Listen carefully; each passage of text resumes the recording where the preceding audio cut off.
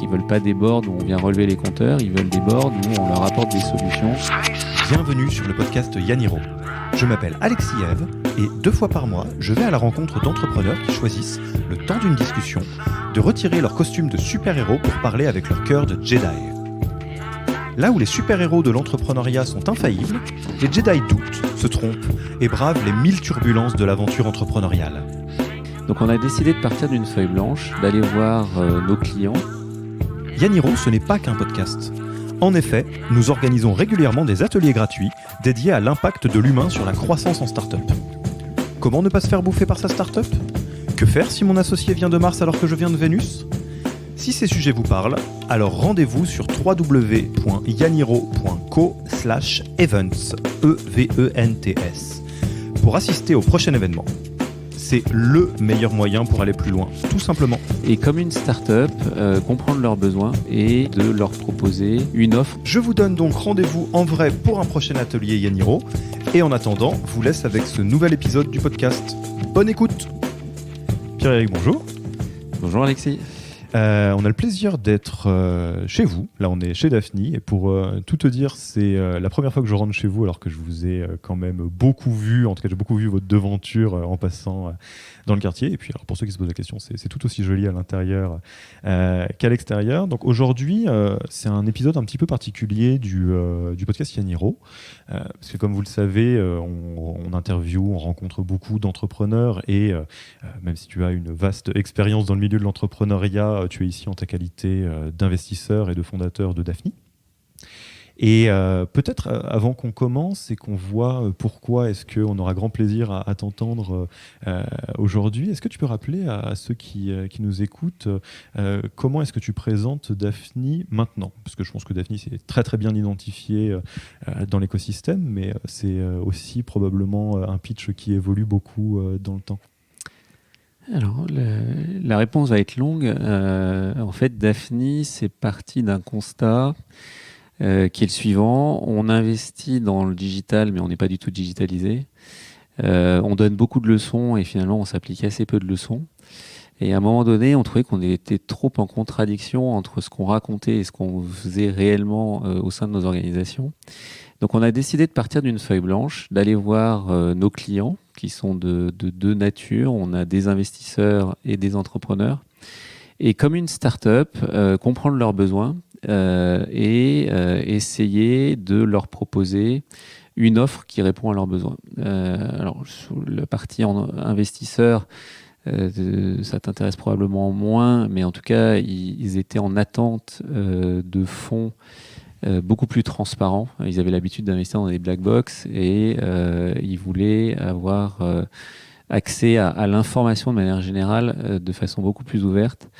Et, ils souhaitaient mieux appréhender le marché des startups. Donc être plus près des sous-jacents, comprendre ce qu'était une start-up ou se rapprocher d'entrepreneurs qui trouvaient talentueux et être en capacité d'avoir accès, d'échanger avec eux, soit par curiosité intellectuelle, soit pour se nourrir et eux-mêmes mieux penser leur propre stratégie digitale. Et côté entrepreneur, il y a un changement de paradigme parce qu'il y a quand même pas mal d'argent disponible. Et donc, on se retrouve avec une génération d'entrepreneurs qui est en capacité, en tout cas pour les bons, de choisir ses partenaires financiers. Et si on voulait avoir accès aux meilleurs deals, on avait besoin d'avoir une proposition de valeur forte, répondant à leurs demandes. Et leur demande, elle est assez simple. Ils veulent des gens, des partenaires bienveillants. Ils veulent pas des censeurs, c'est-à-dire qu'ils veulent pas des boards où on vient relever les compteurs. Ils veulent des boards où on leur apporte des solutions quand il y a un problème et où on les aide à scaler. Et ils veulent des partenaires qui sont à la même dynamique qu'eux. Et donc c'est ce qu'on a essayé de faire. Et sachant qu'on est des organisations de petite taille, on est une quinzaine, nous. Pour le faire, on a bâti un modèle qui repose sur 2 piliers. Donc on est le premier VC as a platform. Le premier pilier est une plateforme digitale et le deuxième est une communauté de 300 personnes venant d'horizons extrêmement variés, localisés dans des géographies très éclatées, avec tout l'objectif d'avoir toutes les expertises au sein de cette communauté, toutes les géographies, et de pouvoir aider à tout moment les entrepreneurs des sociétés de notre portefeuille. Voilà, donc c'est très long, je pourrais continuer pendant longtemps, mais on a en résumé essayé d'adopter les règles des startups, les startup rules, à notre propre organisation pour avoir un product market fit qui réponde aux attentes de nos clients. Et alors, avant qu'on rentre dans le dur de ce qui nous amène aujourd'hui, pour satisfaire ma curiosité personnelle, la raison d'être aux démarches, parce que tu as un vrai passé dans l'investissement de différentes manières, de l'envie de créer quelque chose de différent qui est pensé comme une start-up au sens où tu as les investisseurs d'un côté et les entrepreneurs qui sont vos clients quelque part et que donc faut répondre à leurs besoins. Ça correspondait à quoi? Au pressentiment à l'époque que effectivement la compétition allait s'accroître parce que l'argent devient de plus en plus une commodité et que les bons n'auront pas de mal entre guillemets à le trouver. Quelle a été un peu l'intention de départ? Alors oui, c'est une bonne question. C'est lié à plusieurs éléments. Alors le premier élément est très personnel, donc je ne le partagerai pas, mais j'étais dans un partnership et il y a eu un événement clé qui a fait qu'on s'est nous-mêmes posé des questions. Le deuxième élément, il est lié, et encore depuis le marché a encore évolué, à la structure du marché. C'est-à-dire qu'on voit de plus en plus de smart angels, on voit de plus en plus d'argent privé qui investit dans les projets que l'on cible aussi. Donc il y a plusieurs types de concurrence. Il y a cet argent d'investisseurs privés à valeur ajoutée. Donc il y avait cette forme de concurrence et donc on avait besoin de se différencier pour, encore une fois, avoir accès aux meilleurs deals. On a rajouté une dernière brique à notre modèle pour être totalement cohérent avec ce que l'on veut faire, qui est l'association avec Marc Simoncini et Charles-Henri Tranier, qui seront dans le prochain fonds Daphne Yellow, avec l'objectif de vraiment avoir cette légitimité entrepreneuriale que l'on n'a pas. On a beau avoir monté une startup qui s'appelle Daphne, on a beau avoir un CPO, on a beau avoir un community manager, on a beau avoir un CMO, on a beau avoir des devs. Vis-à-vis des entrepreneurs, on ne sera jamais perçu comme des entrepreneurs. Et grâce à Marc et Charles-Henri, on va avoir la capacité d'accompagner les entrepreneurs qui seront soutenus par leurs pairs et pas des moindres, puisque Marc est quand même un des entrepreneurs emblématiques de l'écosystème. Donc voilà, on est allé jusqu'au bout de l'exercice en combinant cette équipe qui désormais sera composée à la fois d'entrepreneurs et d'investisseurs. Très clair. Et alors donc, du coup, ça fait la transition parfaite avec le sujet dont on va parler aujourd'hui. Comme tu le sais, on en parlait un petit peu en off avant de lancer le bouton play. On défend très fermement, data à l'appui, exemple à l'appui, expérience à l'appui, que une bonne chose pour qu'un entrepreneur puisse se développer sereinement sa boîte, enfin un aide, un soutien très puissant, et le soutien des pairs. Le soutien, entre guillemets, flat, d'avoir des personnes pas nécessairement des mentors, pas nécessairement des coachs, encore qui jouent leur rôle aussi, mais qui soient vraiment des personnes qui puissent aider l'entrepreneur, soit pour des questions très terrain, soit pour du soutien général. Voilà, je pense un des premiers épisodes du podcast Yaniro, qui était Sylvain Tillon de Tilki, exprimait ça, que c'était une de ses bonnes pratiques. Il a un club des 5, qui sont 5 entrepreneurs qui vivent à peu près dans la même trajectoire, qui se font une pizza régulièrement pour échanger des bonnes pratiques et se soutenir mutuellement. Cette raison d'être là, cette bonne hygiène de travail, cette bonne hygiène de vie là, c'est vraiment au cœur chez Daphne, et puis ça vous a plutôt donné raison parce que vous avez des très jolies boîtes dans lesquelles vous avez investi. Comment ça se manifeste en fait de manière très concrète, cette envie de permettre aux entrepreneurs d'avoir un soutien par les pairs, une aide par les pairs, je dirais? Alors, il y a plusieurs aspects. Le premier est lié à notre stratégie d'investissement. En fait, on est généraliste. Donc, on a nous-mêmes besoin d'avoir une intelligence extérieure pour mieux qualifier les deals dans lesquels on intervient. On est généraliste pour une raison assez simple. notre stratégie consiste à investir dans des potentiels fund returners. Alors ça peut paraître assez présomptueux, mais en tout cas des sociétés qui peuvent créer énormément de valeur. Le marché européen n'est pas obligatoirement suffisamment profond pour se spécialiser si on veut avoir accès à ce type de deal. Donc on est parti du principe qu'on était secteur agnostique et qu'on pouvait aussi bien faire un deal dans l'agriculture comme Agricool, qui est aussi sur les problématiques de circuit court, que dans Back Market, dans le reconditionnement, que dans Luncher, dans les tickets restaurants, que dans Margot Bank, que dans Comet, que dans Another Brain. Enfin voilà. Et donc on a l'humilité de considérer qu'on n'est pas en capacité seul de bien sélectionner parce qu'il y a des problématiques métiers qu'on ne connaît pas. Et donc au démarrage, on s'est dit il va falloir qu'on soit un VC augmenté et qu'on se serve de partenaires qui nous-mêmes vont nous aider. Donc tu vois, c'est avant même d'aider les boîtes, on s'est dit comment on peut s'aider nous-mêmes. Et d'où l'idée de bâtir cette communauté et pour que nos intérêts soient alignés et que les membres de cette communauté se sentent impliqués, on a essayé de voir quel était le bon moyen de le faire et on leur a proposé d'investir.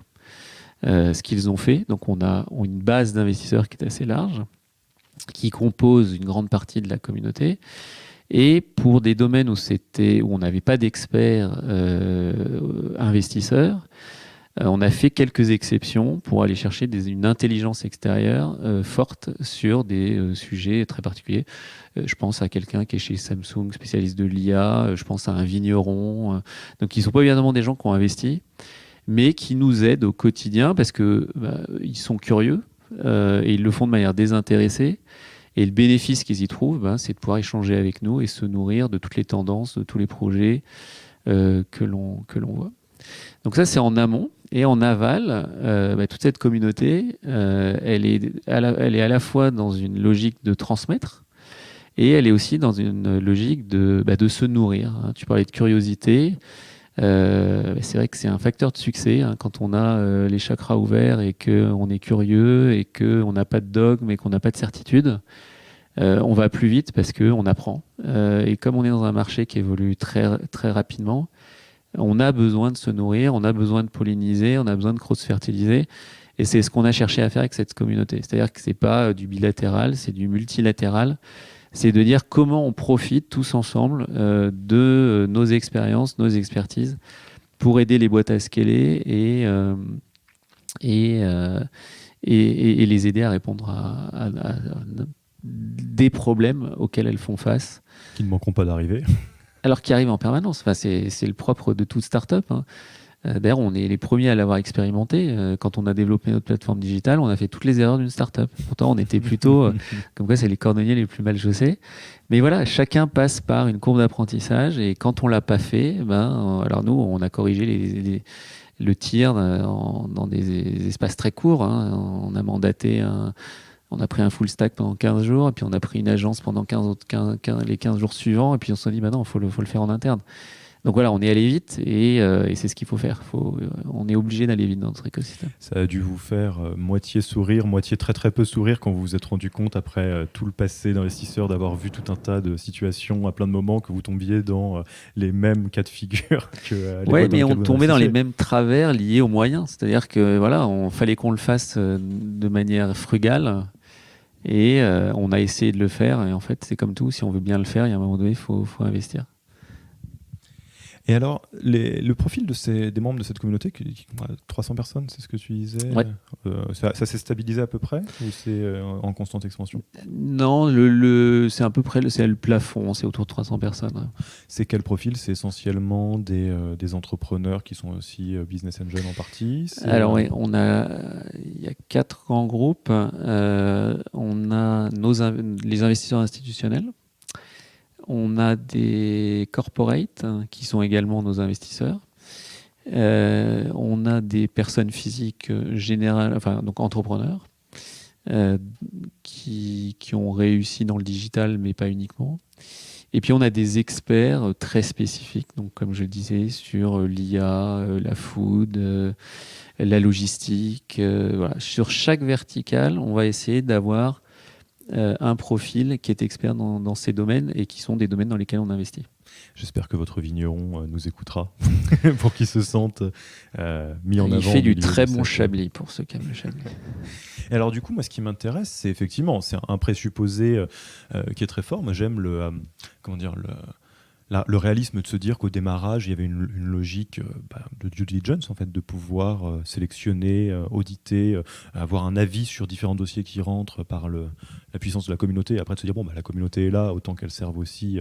Alors j'imagine que ça ne s'est pas fait exactement comme ça, mais en tout cas, on peut le lire de cette manière.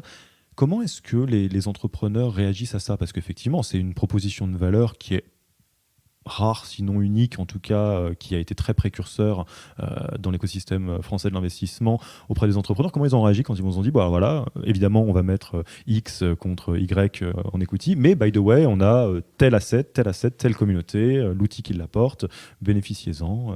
Comment ont réagi les premiers entrepreneurs? Alors, faudrait leur demander. Après, le modèle nécessite de la part des entrepreneurs de jouer le jeu et d'être transparent. Donc, comme vous pouvez le voir, quand vous allez sur notre plateforme, sur le site, on demande aux entrepreneurs qui nous sollicitent de déposer leur projet sur notre plateforme. Alors, avec un système d'opt-in et d'opt-out qui permet d'éviter tous les conflits d'intérêts. Mais donc, c'était un pari. C'était de se dire, est-ce qu'ils vont jouer le jeu? Est-ce qu'ils vont venir déposer leur projet? Ils l'ont fait de manière très ouverte et ils partagent leur projet finalement très facilement. Ils ont conscience que la valeur, elle n'est pas dans l'information, mais qu'elle est dans l'exécution. Et donc, ils sont ravis de pouvoir accéder à cette communauté, alors à plusieurs étapes de la chaîne de valeur. Dans le cadre de la qualification, puisqu'on sollicite la communauté pour entre guillemets filtrer, enfin j'aime pas trop cette expression, mais en tout cas identifier les deals dans lesquels on va investir. Et une fois qu'on a investi, les membres de la communauté peuvent s'impliquer de manière chirurgicale, ponctuelle quand il y a une problématique. Mais si jamais ils se sont impliqués en amont et qu'ils souhaitent poursuivre, il arrive que certains d'entre eux deviennent board members indépendants des boîtes, deviennent advisors, deviennent coach.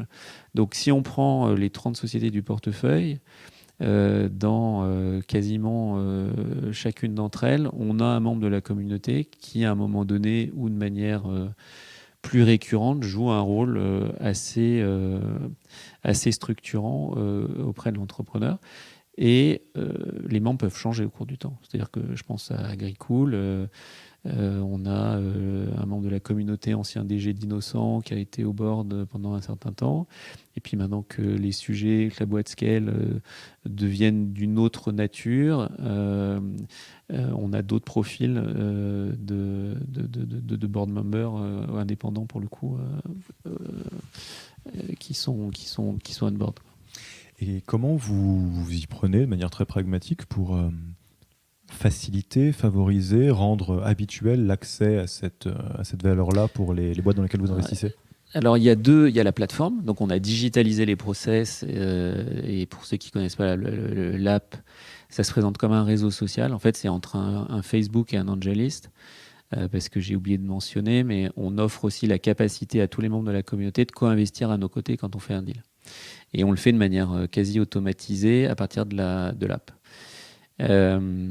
Donc il y a l'app qui est un outil hyper puissant pour partager le contenu, solliciter, créer des interactions grâce au CRM qu'il y a derrière. On a Accor qui est investisseur, on a Fnac Darty. Tous les sujets liés à leur business, on va les solliciter de manière automatique en fonction de leur centre d'intérêt. Et puis, ça ne suffit pas, un réseau social, c'est pour que ça vive quand il est petit comme le nôtre. Il faut aussi organiser des événements physiques. Donc, c'est ce qu'on fait. On fait des événements thématiques. Donc, ce mois-ci, il y a eu un lunch avec les CFO.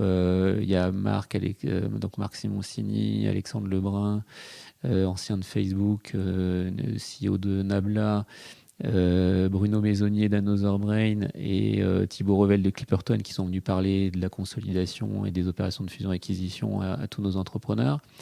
On fait le VC Bridge le 3 décembre. On va réunir les VC des différents hubs européens et nos entrepreneurs.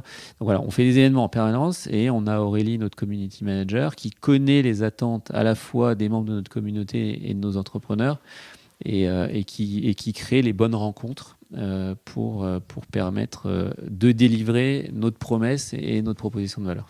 Et qu'est-ce qui, avec le recul maintenant de vos années d'existence, qu'est-ce qui fonctionne le mieux? C'est quoi la meilleure manière de mettre, je dirais, le pied à l'étrier d'un entrepreneur de cette valeur qu'il n'a peut-être pas l'habitude d'avoir? Je pense que les entrepreneurs partagent, ce qui n'était pas obligatoirement le cas il y a quelques années, leurs problèmes.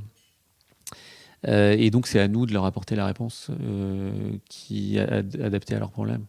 Donc, je veux dire, ça se fait naturellement, au même titre qu'il y a certains fonds qui ont des talent managers ou nous, on a un panel qui est beaucoup plus large et on essaie d'aider nos entrepreneurs sur toute la palette des sujets sur lesquels on peut les aider. Et du coup, toi qui as vécu l'investissement avec ce super pouvoir et l'investissement sans, enfin, dans des fonds plus classiques, je te demande pas de taper sur tes anciens collègues ou dans tes anciens jobs, je te promets. Comment ça se manifeste vraiment la différence? Parce que donc, nous, on partage très largement le fait de considérer que ce soit dans le modèle Daphni ou d'une manière générale, pour ceux qui n'ont pas la chance de vous avoir à leur côté, s'entourer de pairs, d'experts, globalement chercher l'intelligence là où elle est, c'est une très très bonne manière de se développer et d'éviter les angles morts. Toi, comment tu vois vraiment le monde avec ce super pouvoir et le monde sans? Il faudrait demander à nos entrepreneurs, parce que c'est quand même eux qui apporteraient les meilleurs témoignages. À notre niveau, on est plus en cohérence avec ce qu'on vend. C'est-à-dire que tout le monde dit qu'il est très hands-on. C'est-à-dire que ça fait des années, des décennies que tous les investisseurs sont hands-on. Nous, on a juste été, et quand on est juste lucide, quand on a des organisations de 10-15 personnes, qu'on a des portefeuilles de 30 boîtes, on peut être hands-on, mais dans une certaine limite.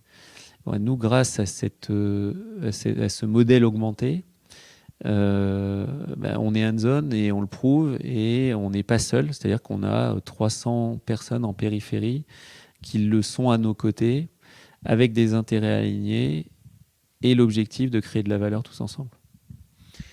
Mais encore une fois, il faut le demander à nos entrepreneurs. Ça serait présomptueux de dire que tout est parfait. Et on a des marges d'amélioration. C'est-à-dire que on a une communauté de 300 personnes avec des users qui, en fonction des périodes, sont soit des heavy users, soit plus en sommeil, même si on les sollicite et qu'Aurélie répond à leurs attentes.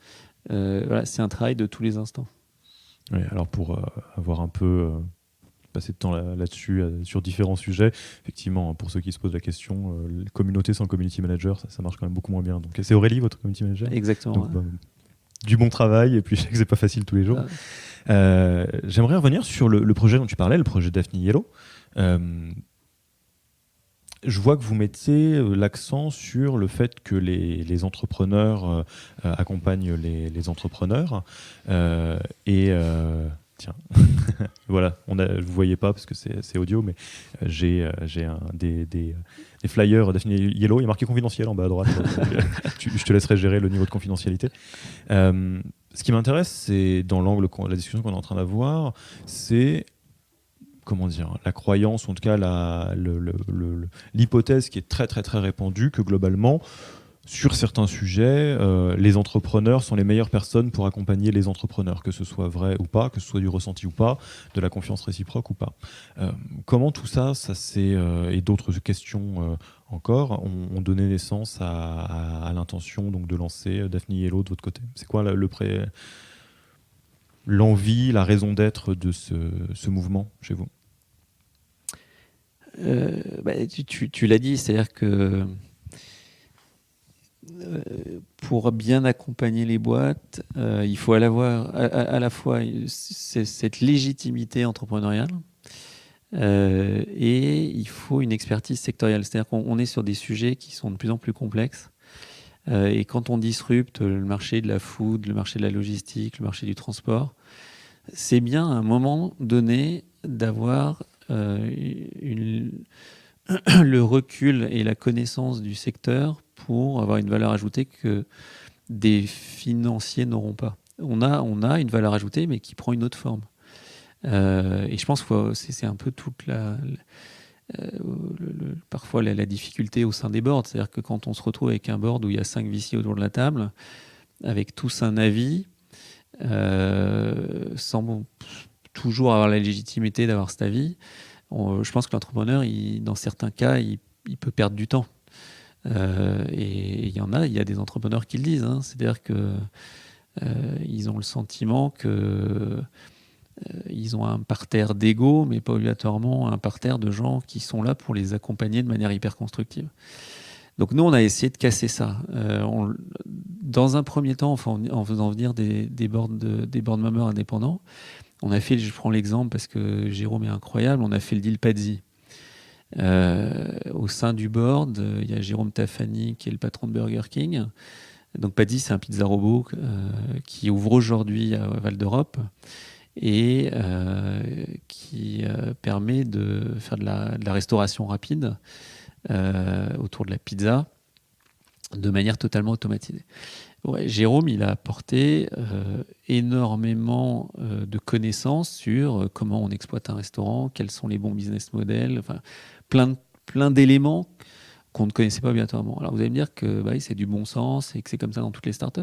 Pas obligatoirement. C'est-à-dire que si vous avez 5 VC autour de la table, personne dans sa vie n'aurait opéré une boîte qui s'appelle Burger King ou McDonald's, puisqu'il se trouve qu'il était auparavant DG de McDo aussi.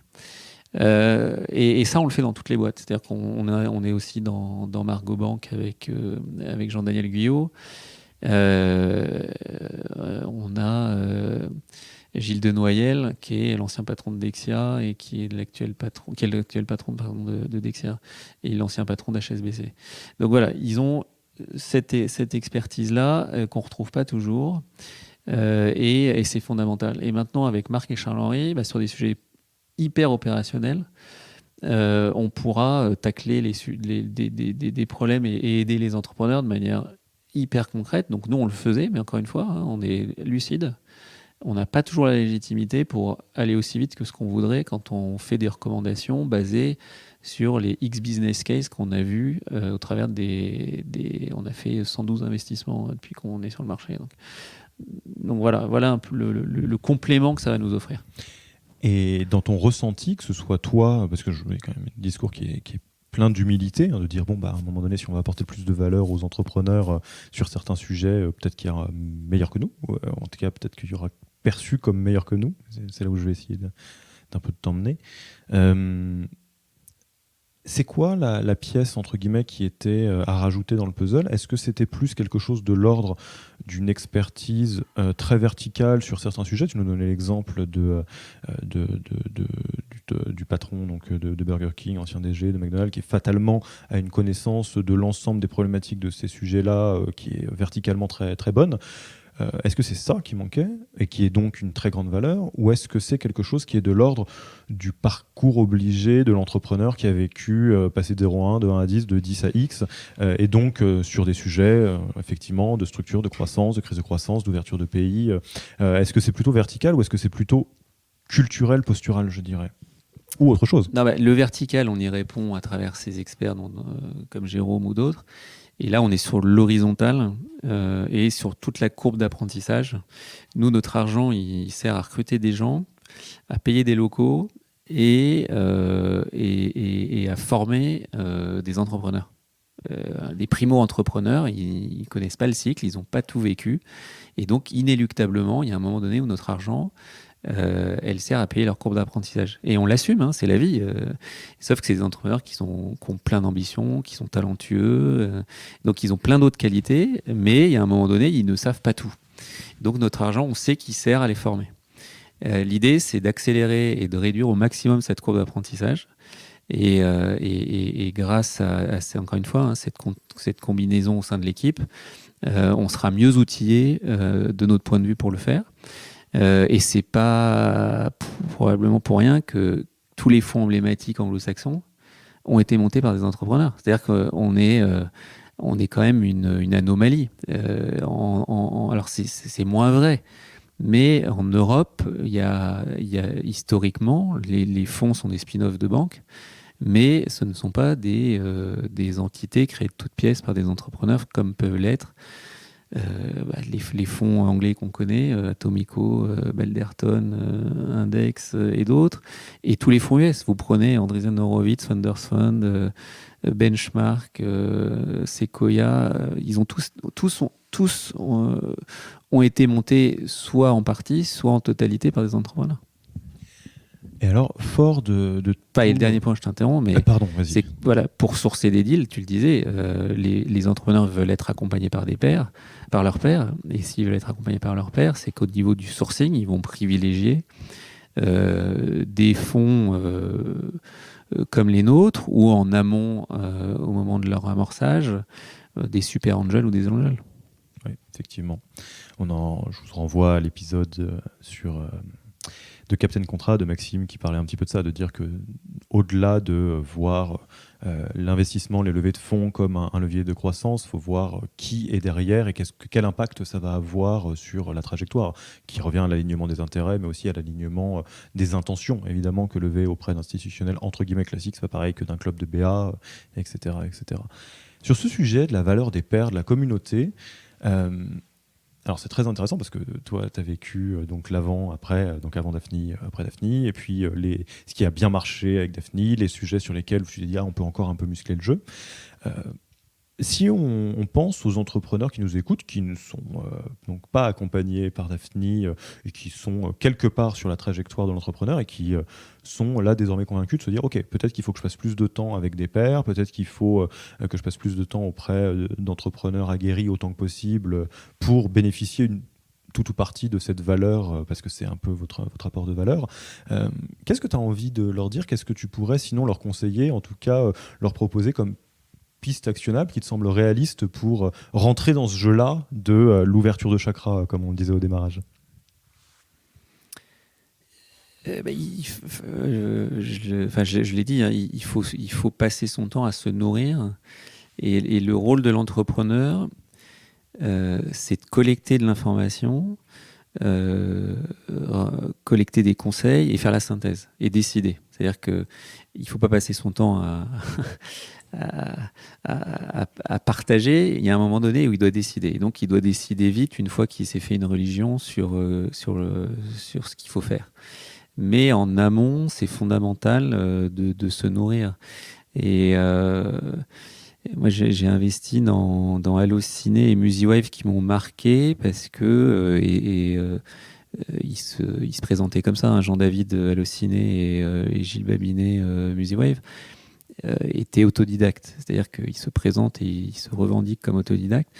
Et ce sont deux entrepreneurs qui n'avaient pas de certitude, qui n'avaient pas de dogme, qui s'ouvrent en permanence pour capter l'intelligence là où elle est, alors qu'ils ont une vision incroyable sur leur business, donc ont plein de qualités, mais qui savent qu'ils ne savent pas, et donc ils s'ouvrent à la fois de manière très large vers l'extérieur, et ils s'entourent de gens qui, sur certains sujets très fonctionnels, sont meilleurs qu'eux. Donc je ne sais pas si ça répond à ta question, mais dans un monde qui va à la vitesse à laquelle il va, c'est un peu contradictoire avec ce que je disais, mais il n'y a plus d'experts. C'est-à-dire que s'il y avait des experts, les gens ils montraient leur boîte. Et je prends l'exemple de l'IA. On a investi dans une boîte hyper disruptive, de l'IA bio-inspirée. S'il y avait un expert digne de ce nom, il aurait lancé le projet que développe Bruno. Il n'aurait aucune raison d'être expert du sujet. Donc, c'est en se nourrissant auprès de plein de profils qui ont une certaine expertise, qu'on va être plus intelligent et qu'on va réussir à grandir. Et qu'est-ce que tu as observé sur ceux qui sont que tu as trouvé particulièrement bons et performants à ce jeu-là, notamment dans le subtil exercice de curseur entre comment est-ce que je passe mon temps à accepter que j'ai plein de failles, d'angles morts, de zones d'expertise que je n'ai pas, et que donc je me nourris en continu de l'intelligence collective, tout en n'étant pas dans du babillage infini et en se disant de toute façon à un moment donné il va falloir que je tranche sur tout un tas de sujets. Ben, tu as raison, c'est le temps. C'est-à-dire qu'il faut se nourrir, il faut aller vite et il faut décider vite. Et j'ai un exemple d'un super entrepreneur. Moi, je l'ai mis sur une certaine voie en lui disant tiens, si j'étais toi, voilà ce que je ferais. Il est allé consulter, partager l'idée que j'avais partagée avec lui. Et il est revenu, il a fait la synthèse, il a pris la décision et il a agi. Bon, bah, il aurait pu traîner, ça aurait pu traîner. C'était assez structurant comme recommandation. Et il l'a mise en œuvre hyper rapidement. Donc voilà, il faut aller vite. Et à l'inverse, sans citer personne, bien évidemment, c'est quoi le cri du cœur, et je pense que ça pourrait servir à beaucoup de gens qui nous écoutent, que tu as envie de dire sur des personnes qui peuvent vraiment muscler leur jeu sur cet équilibre de l'humilité tout en décidant vite. C'est quoi je sais pas si c'est des mauvaises pratiques, mais en tout cas des comportements à bosser, pas des drapeaux rouges, mais des choses où tu te dis, voilà, tu parles, là il y a des entrepreneurs qui t'écoutent à l'instant T, avec beaucoup de bienveillance ou de confrontation, je te laisse choisir ton style. Qu'est-ce que tu as un peu envie de dire pour muscler son jeu sur ce sujet justement de l'ouverture d'esprit tout en décidant vite? Alors, le problème, c'est qu'ils ont peut-être raison. Tu vois, c'est toujours ça le problème. C'est que, non, mais il n'y a pas de règle dans notre métier. Donc ils ont peut-être raison. Donc, il ne faut pas non plus se laisser influencer. C'est-à-dire que, encore une fois, il faut avoir des convictions. Il faut se nourrir et faire la synthèse rapidement et l'assumer. Le drapeau rouge, ce serait de se faire influencer. Un entrepreneur, s'il a décidé d'être entrepreneur, c'est qu'il a la foi, c'est qu'il a plein de qualités et donc il doit d'abord se faire confiance à lui-même, mais sans tomber dans le complexe de supériorité et arrêter de s'ouvrir vers l'extérieur. Donc, toi, j'ai pas de bonne réponse. Ouais, on a quand même 2 drapeaux rouges basiques qu'on peut identifier facilement. C'est un entrepreneur qui ne se nourrirait pas du tout, qui resterait dans un vase très clos, et un entrepreneur qui aurait très très peu de colonne vertébrale et qui finalement bougerait avec le vent. J'imagine que ça serait 2... D'ailleurs, tu parlais de chiffres avant qu'on commence. Seuls 10% des entrepreneurs, des entrepreneurs qui sont seuls réussissent. Donc, tu vois, c'est vrai aussi au quotidien. C'est-à-dire que il faut être en capacité de toujours confronter ses décisions, ses réflexions avec d'autres gens, et c'est vrai au sein des équipes, quoi. Écoute Pierre-Éric, on va arriver à la fin de cet échange. Merci beaucoup. Quelqu'un, entrepreneur ou pas d'ailleurs, qui aurait entendu donc cette discussion et qui serait intéressé, qui aimerait prendre contact avec toi, modulo l'emploi du temps, que de toute façon on est tous à avoir un petit peu chaotique. C'est quoi la meilleure manière de prendre contact avec toi ? Alors c'est sur notre site en déposant un projet sur www.daphni.com, en mettant Henri Ferrol. Et puis sinon, on fait plein d'événements, donc il ne faut pas hésiter à nous solliciter en direct parce que, encore une fois, on veut être ouvert, on veut être bienveillant, donc on essaie au maximum de répondre aux sollicitations et d'aider les entrepreneurs comme on peut, parce que, encore une fois, on est admiratif de ce qu'ils font. Même si notre métier est horrible parce qu'il consiste à dire non dans 99% des cas, voire plus, il consiste aussi à énormément se tromper. Donc c'est pas parce qu'on dit non que on pense que l'idée n'est pas bonne. On a juste aussi nos propres contraintes en termes de stratégie d'investissement. Mais on adore échanger avec les entrepreneurs. dont acte. Donc, je vous propose de contacter Daphni si vous avez envie de prolonger les échanges. En tout cas, je te remercie beaucoup pour ce temps et puis le recul sur le sujet. Et puis, au plaisir de se recroiser d'une manière ou d'une autre dans les pages de Yaniro. Merci Alexis. Au revoir.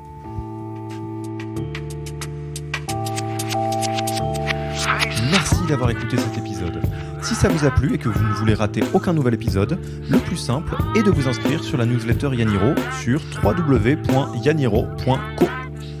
Pour aller plus loin, rendez-vous lors d'un de nos ateliers gratuits pour commencer à avancer sur vos propres turbulences. Je sais, ça fait peur, mais c'est comme ça qu'on avance.